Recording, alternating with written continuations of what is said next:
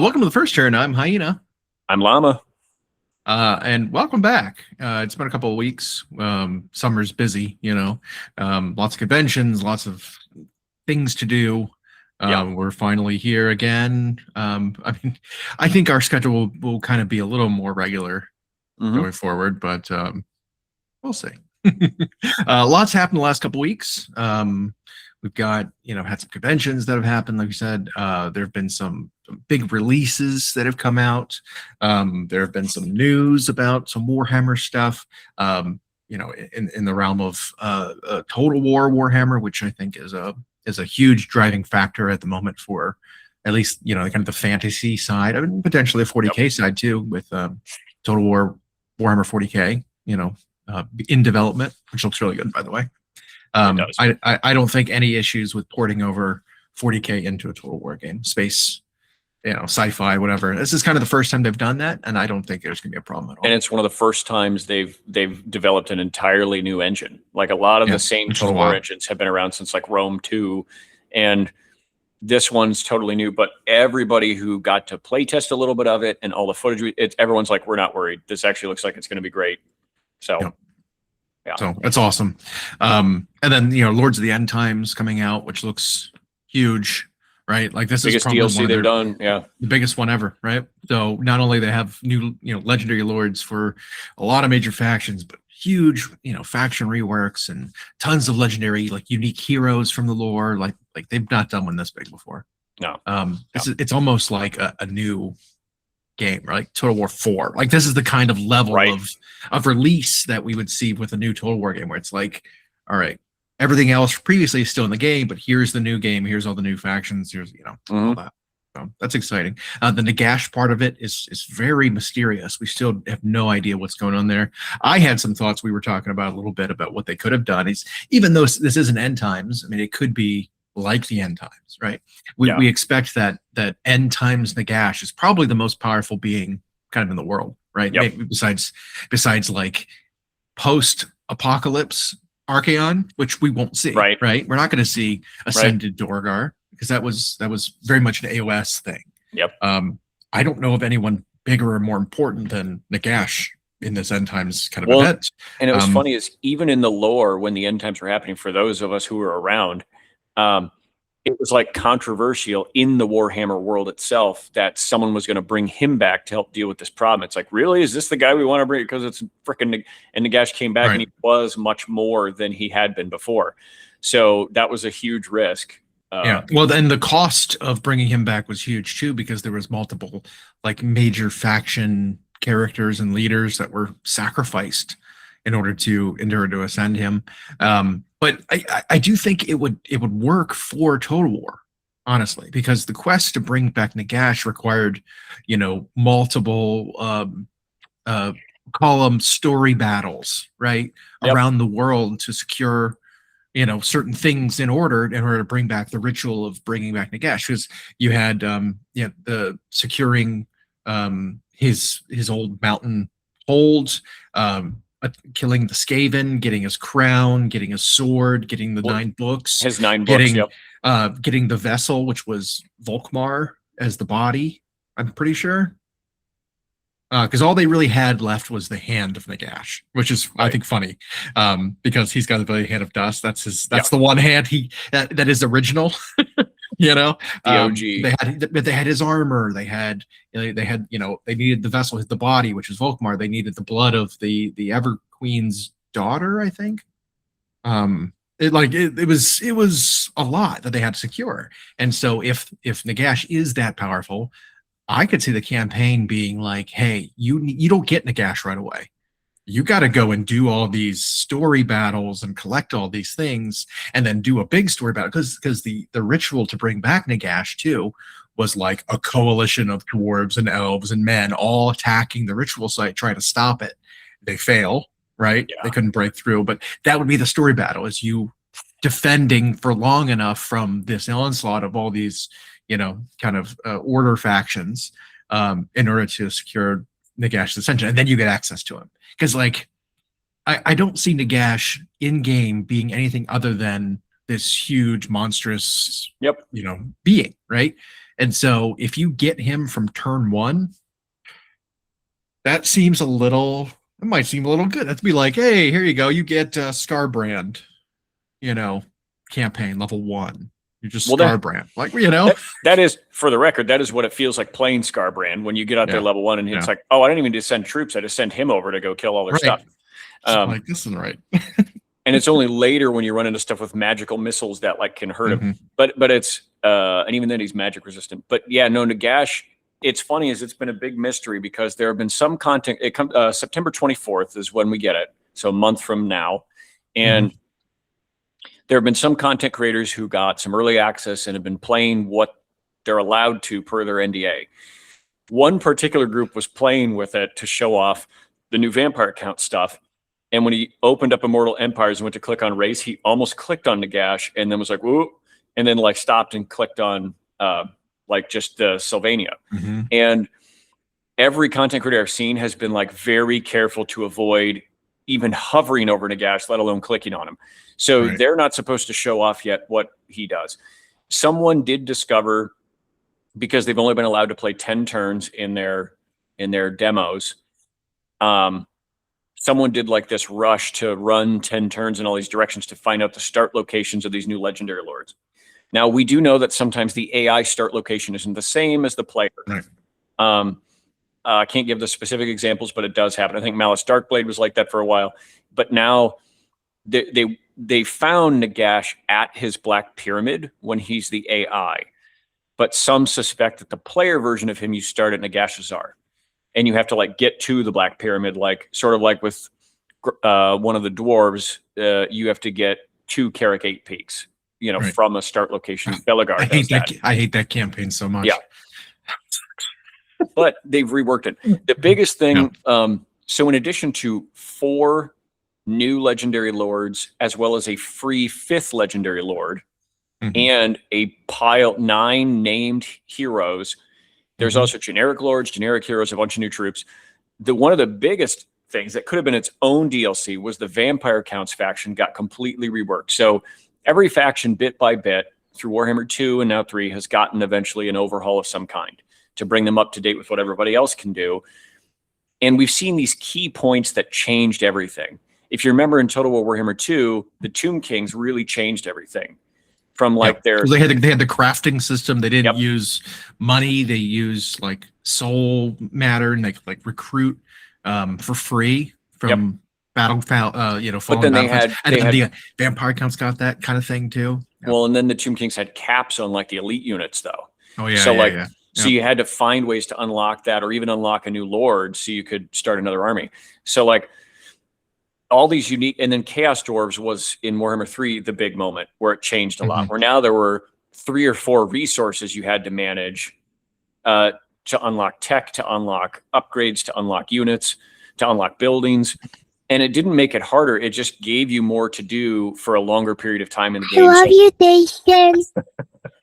I love you too, Penny. Thank you. So it gave you a lot more to do instead of just, well, I'm starting to bulldoze by turn 20. I can start a new campaign. Well, Nagash could be another one like that. But the Vampire Counts, we have seen one of the major overhaul aspects they get.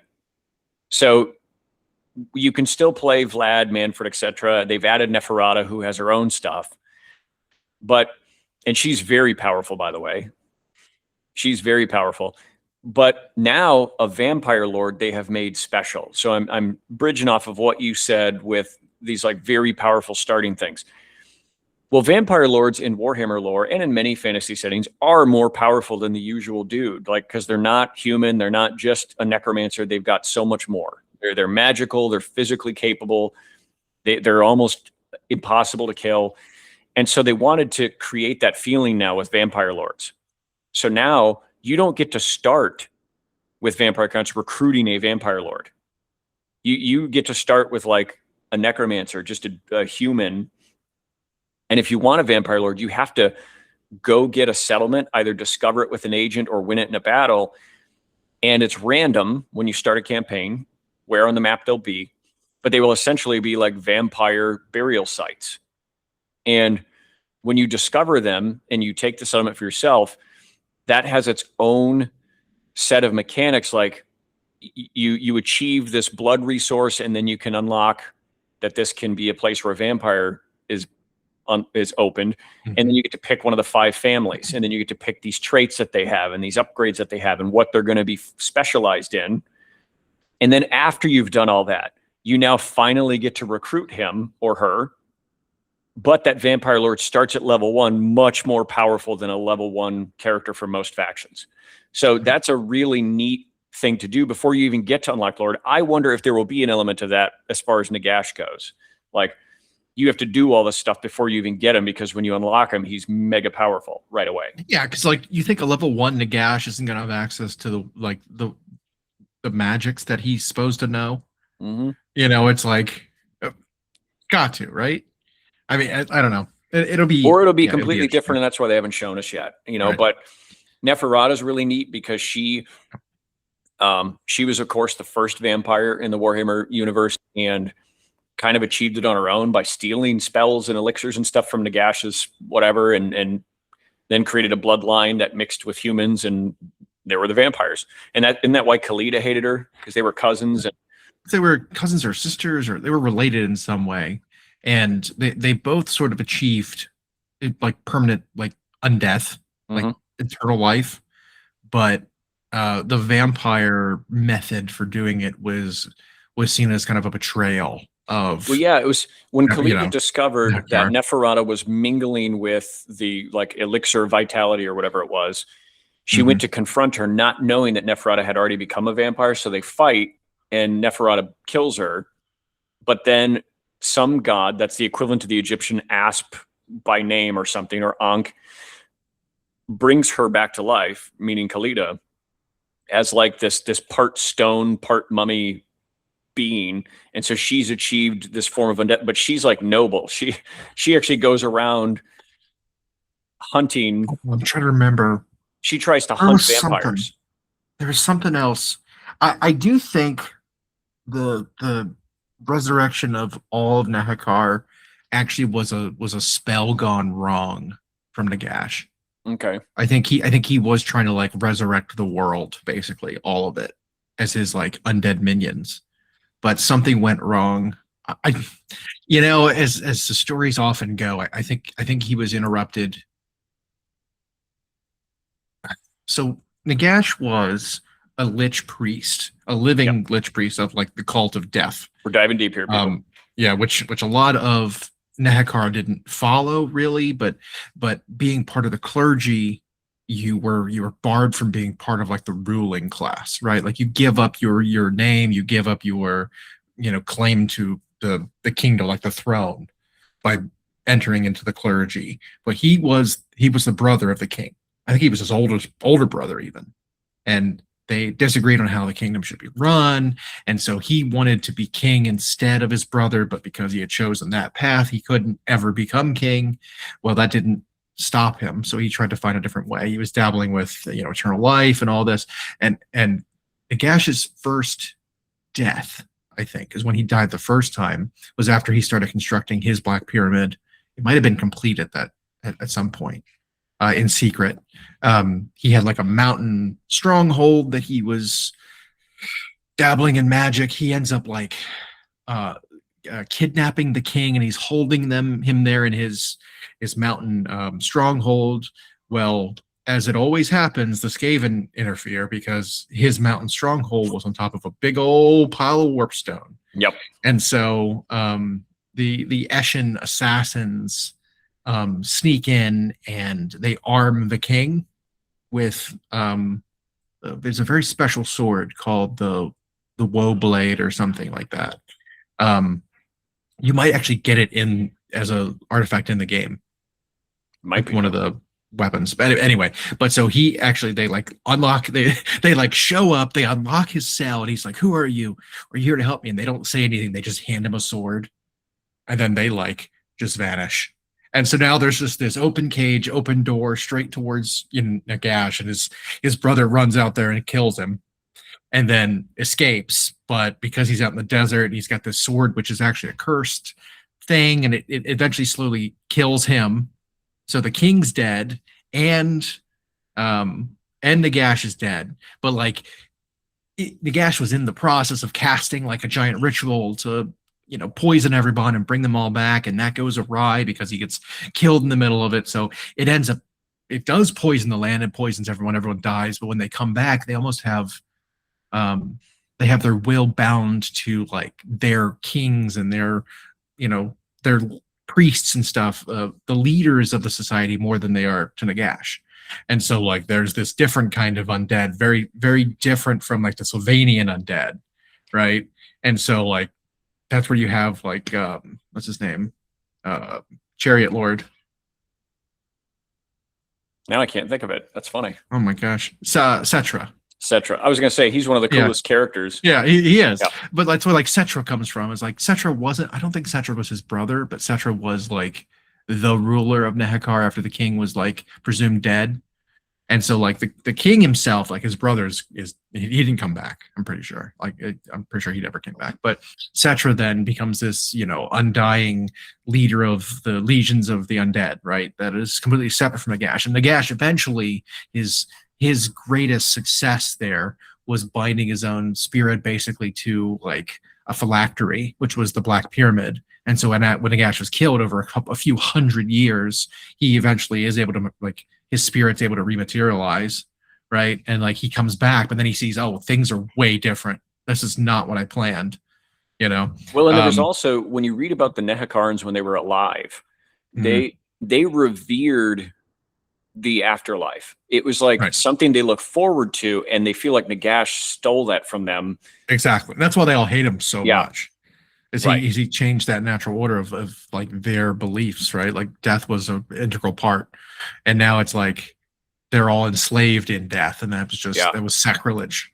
Yeah, but there was a lot of things that also came about from that story. It wasn't just that; it was the sword, the weeping blade, the woe blade, whatever it was called, the fell blade, whatever it was called. It might be the fell blade because that was an artifact in the old Warhammer Fantasy you could buy. Yeah, I think that's what it was called, the fell blade. And then like the crown of Nagash goes missing and ends up in the hands of the orcs, and that's why Azog, Azog, you know, the or Azag the Slaughterer, Azag the Slaughterer. He gets the crown, and he's got like the dominance over the orcs, you know, natural sort of command of the orcs because he's got the crown of Nagash. Nagash's hand, like I said, escapes. I think he gets his hand chopped off during that, and that skitters away, and that's why he's able to survive. You know, think about like Harry Potter, right? And all the Horcruxes. Horcruxes, yep. You know, it's that kind of thing where like, oh, well, part of him survives, so he survives. Yep. You know, that kind of thing. But you know, in that, all the Warpstone was mined out, so his mountain kingdom was gone. All the books of Nagash get scattered, and they're all in the wind and all over the place. So it was a lot came about from that, but it was pretty impactful. So I don't know how they're going to reflect any of that in the game. I don't know. It'd be interesting to see. Yeah, and they've kept it under wraps this close to the DLC coming out, so that's pretty remarkable. I'm wondering if the NDA will be lifted closer, but I don't hate surprises either. I haven't been interested in playing the vampire counts in that game in a really long time. Oh, so like the update's coming, right? And now it's like even now, it's like, why would I want to go play it now? And there's an update coming. Now the update's coming, so it's like I'll wait. But I was also excited because even though he's one of my boys in AoS, that being the Glotkin, he's now going to be in the game along with the Magath Lords, which that's a unique way they handled it.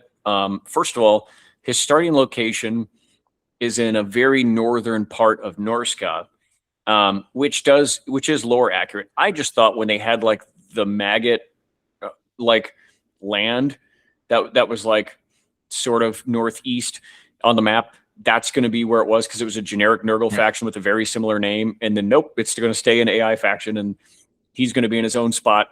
And the way it works is the Glotkin are actually very powerful even from the start because they have not only a great big monster who's got a lot of hit points and a lot of resilience and a shooting weapon, but they also have a spellcaster in that. So they're from level 1, you've got a very tough combatant, very tough magic user who heals. So like I'll be interested to see how they balance that out. But the Magath Lords are actually going to be legendary heroes he unlocks. Similar probably to how the Tamerkin unlocks Keswick the Befouled and all those like legendary heroes. So that's kind of neat. Gives you something to do. I'm looking forward to it. I've played the game for the whole 10 years, and even though the fantasy setting isn't that interesting to me, I love Warhammer in a video game setting that's fun. So, yeah, that's for that. Back to the miniature side, we got the pre-order for the Orks, the Codex and the separate minis, at least this first wave. One thing that's interesting is I wonder if they're going to do this in Age of Sigmar 5, and you can tell me if you think so. So for 40K 11th, they showed they're doing 2 versions of each codex. They're going to do a hardbound collector's edition, and which feels a little more like what we're used to. And then they're doing a slightly smaller form factor paperback. And that's going to be the standard. One thing I noticed is the price on it for pre-order, instead of $60, is $40. So significant price decrease for a more convenient to hold and one you probably feel less bad about beating up because it's paper. That kind of harkens back to days when the codexes used to all be paperback, I guess. Now, while you and I have had our thoughts for 2 years now about what we think of the paper codexes and they should just go to the digital rules format, people do still like to have the books for other reasons. But it was funny as I was talking to my as yet to be named lady friend who has played 0 Warhammer, by the way. And when I explained that the rules really are invalid the moment they're printed, and here's why. All the rules are updated in real time in the app. But for right now, you need the book to unlock all your rules in the app. Her first words were like, wait, you have to get these to get your rules on the app? That makes 0 sense. And it's like, so why hasn't the rest of the community figured this out and gotten on GW's case? Anyway, I did like to see the paperback book is only $40, and it sounds like they actually stuffed more physical pages in it. So it sounds like they're putting the because I don't know if you noticed with the most recent battle tomes anyway. Like I'm going through the Maggotkin of Nurgle one, and it's beautiful, but it doesn't have just those pages that have like galleries of miniatures painted in different factions or schemes. That's missing. And it sounds like with this Orc Codex anyway, they've put some of that back in, put more art back in, put more. So it's like a bigger, there's like 20 or 30 more pages than the previous Orc Codex, but it's paperback, smaller form factor, less money. Your thoughts? I think it's a positive step. I think it's getting us to a point where the game has a lower entry point and that it is more accessible. I mean, I can justify spending $40 more than I can $65, right? Especially for factions that I don't play. Yeah.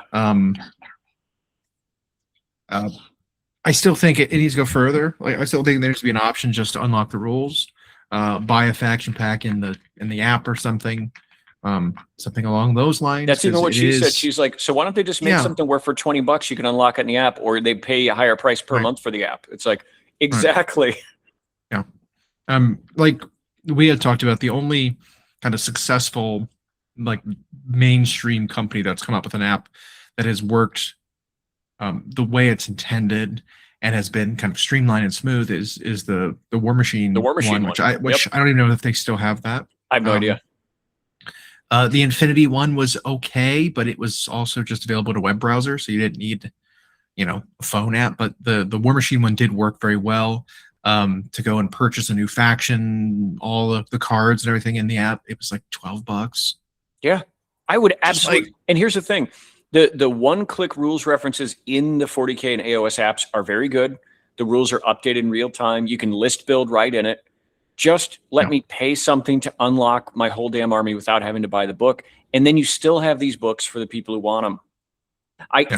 This is a little side thing that I've noticed, but it's not only that there are like the old timers, even beyond me, who just, well, there's always been a book, and so I'm going to always play with the book. And that's fine. You can still get one. I have heard of stores, though, which are like hard on their player bases, where they only let you use the printed book. You can't have FAQs. You can't have any digital updates, nothing. You have Who is doing that? That's insane. Yeah.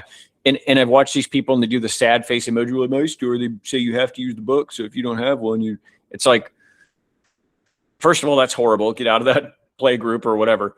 But it's also very confusing for new players. Yeah. Oh, I'm starting this game for the first time. I'm going to buy Cities of Sigmar. I'm going to get their battle tome. And then you, who are a seasoned player, have to be like, well, hang on. That unit of Fusiliers doesn't actually function that way anymore because now they do this. And there's a new one for the season that does that. So like right. The print is useless for rules as far as rules go. Like I wish just for rules they would stop doing that. All the other stuff, here's 1,000 different ways to paint. Here's 1,000 different decals. Here's lore. All that's great. And I don't mind those being on my shelf. And for quick rules references, I like the smaller form factor paper bound. That's great. But they are going to be asterisked almost immediately. So this is a step in the right direction. I think you're right. I think $40 with more pages is palatable compared to $65. But and we know now models are going to go up a little bit. So there we are. Yeah. I mean, that's,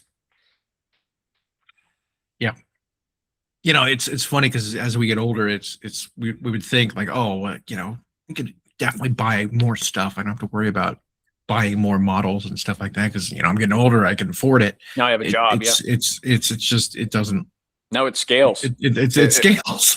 It scales with the times. And although I will say this, we've seen some battle reports in 11th edition, mostly involving Orks and Space Marines, but the new Orks actually look very strong. They really do. Gazkul himself has a Primarch data sheet. Like they made him, even if points-wise he ends up not that worth, they glowed him up to feel how Gazkul should feel. In Nazdreg, they did the same thing in the sense that it's like, he's badass, but he's like that step down. And it reminds me of like you've got a Primarch versus a chapter master. Chapter master, yeah. Where it's you think about Gilliman versus Marneus Calgar. Right. Like, that's what the two of them feel like. Yeah. Is like Gazkul is you're Gilliman, and then Nazdreg, you're still a very, very powerful character, very killy, whatever. He's essentially a chapter master for a branch of Orcs, and it's like he might end up, depending on his points, Nazdreg, I'm saying, might end up like this scary good guy that you see played because he's tough, he hits like a ton of bricks. And you're right, that's how Marneus felt. It was like he was a little Gilliman, and so it just depended on the season which was more valuable. But no, I love that, and maybe we'll see that in more factions. So I also really like that they've made so many more conditional rules like kind of built into the weapon profiles. If you notice, there's like specific universal rules that only activate when you're fighting against certain targets. Right? Like they've added new keywords like sweep, for example. Sweep is essentially blast in melee. Right, for a weapon. So like that gets around having to have like, well, you're a Titan, so you've got this gigantic sword, or you can use your feet. Well, your sword has 6 attacks, your feet have 14. So depending on which target, you have different profiles and different strengths and different damages, but you only get to pick one. Now it's like, well, you've got a powerful weapon. Well, instead of having a different profile, if you're targeting infantry, you get, for every 5 guys, you get 2 extra attacks. Yeah. So if you're fighting a big horde, you get, 8 extra attacks with this weapon instead. It's like, that's such a better way of doing it. And it's the way they formatted it. They allow you to take off special rules from like being explained down in the text to being just like on the weapon itself. Yeah. We've seen examples of that in AoS where like they can absolutely learn from that. Right. Because I'm thinking about like, good example. Oh, the electroshock gauntlets, or the storm fiends, So they're the same weapon, right? Basically, the storm fiends have them, the AdMech have them, where it's this, if you hit, critical hit, you get D6 hits or extra hits, or whatever it is. Chains, yeah. Right. Well, for AoS, you've already got an ability that gives you an extra hit. AoS or 40k, you've got sustained hits. AoS, I forget what it's called. Or you get an extra hit. Cannot recall. But the Storm Fiends have that ability, except instead of it being 1 extra, it's D6 extras. Right? And it was like, okay, well, they define that down in the text of the unit itself. If you roll a critical hit, with this weapon, it's D6. Like, they explain that. It's like, that's the universal rule, but instead of 1, it's D6. Most of their rules could just do that, right? Where it's like sustained hits, D6.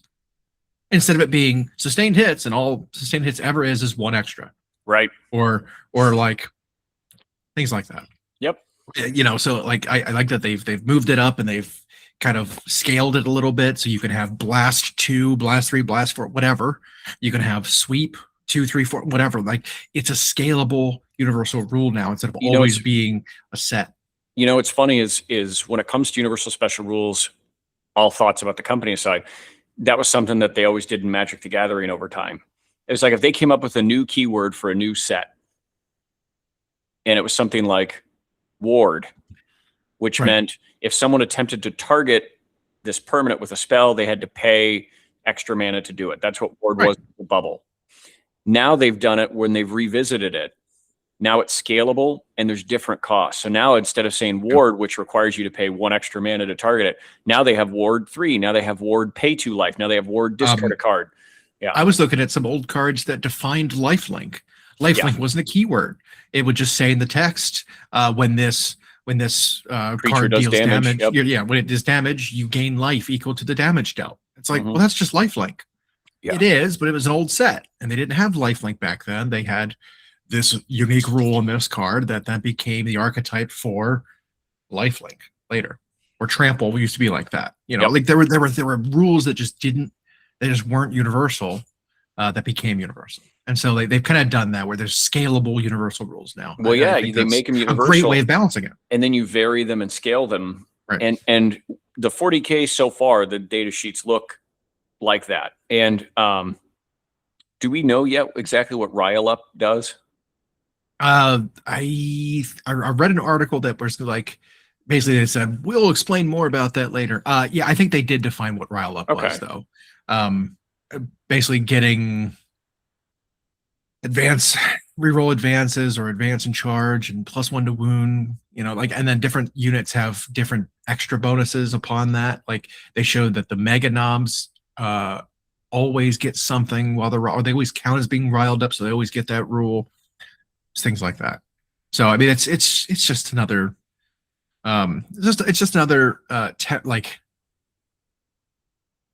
strategic buff that you have to manage for your army, right? So your whole army doesn't get it.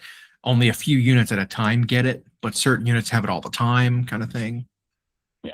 I mean, it's chapter tactics. It's whatever. Do you think in Age of Sigmar 5.0, which I know that's a year away, but they'll move to this like smaller form factor paperback battle tome? I hope so. Yeah, I really hope so. Yeah. Like I said, I'm tired of buying books, and I'm tired of getting books that then after a couple of years just are paperweights. Because they're not good for anything after the edition changes usually. No. And so now I've got an entire edition's worth of books that are useless. And getting it feels bad counting up how many I have. And getting $7 at half price books when you take 30 there is just not a good feeling. So, I wouldn't mind. I have to imagine they're going to switch to that for AoS and give you the option to buy the collector's one if you want. But I think in terms of gameplay, having that paper one that's a little cheaper, which I usually just want for the code anyway. I don't know. Easier to bring around too. For sure. But so we see the Orks are now on pre-order, and I don't know if that's a longer pre-order window than usual, but they went up yesterday. The Ogres now, the Ogre Maw tribes, their separate releases went up. Which is awesome. And we have all the new information about the Gargants that just went up. Sons of Behemoth, which is super cool. That army's feeling a lot more fleshed out.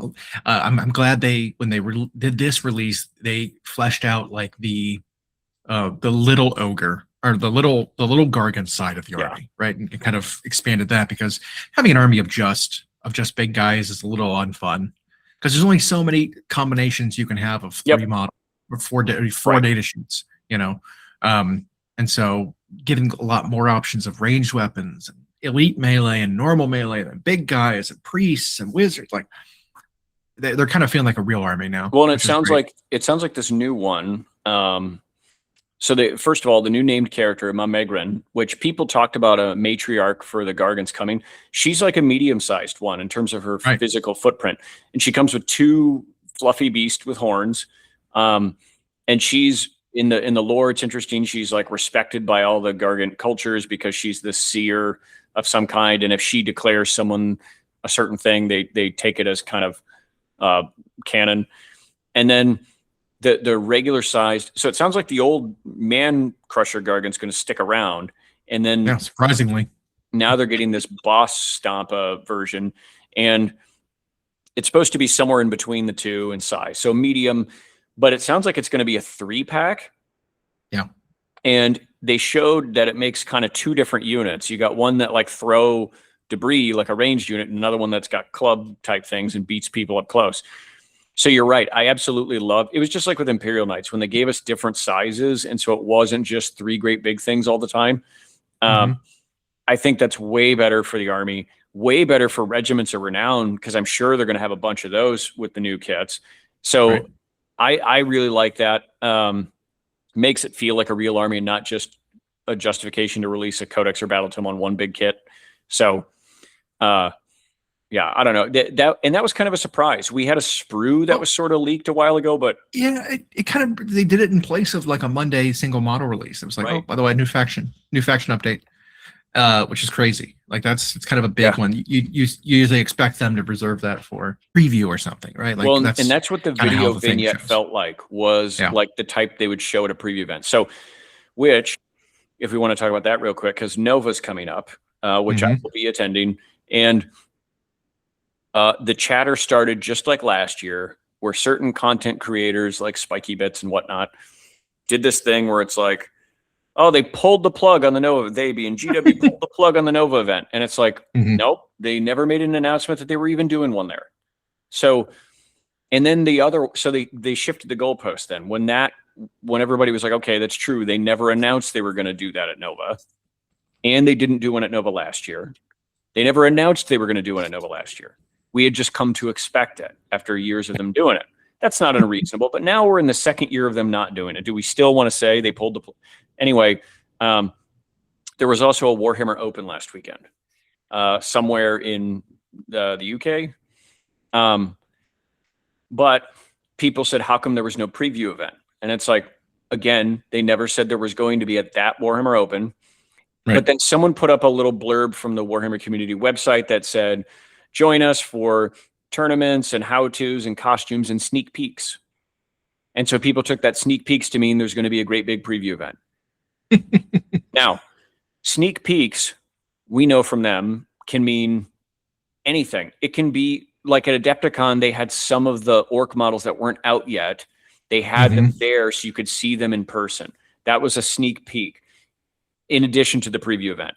But their preview events are not secret that they drop on you out of nowhere day of. They always announce them, and they give time for it to be hyped, and they put a countdown thing up, and they eventually do the banner with the silhouettes, and like, so we didn't have any of those for that Warhammer Open. We don't have any one of those for Nova. So why people are expecting there to be one is on, and they get upset about it, and then get upset when it's not there. I know. It's like, you guys got yourself all worked up for that, but we have no proof that they're going to do one. I think they are going to do them at Warhammer Open or Warhammer Day events and Adepticon. And I think that's pretty much it.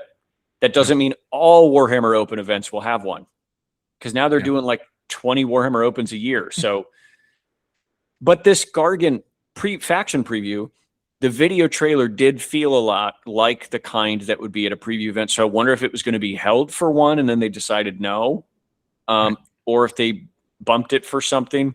What do you think's coming down the pipe soon?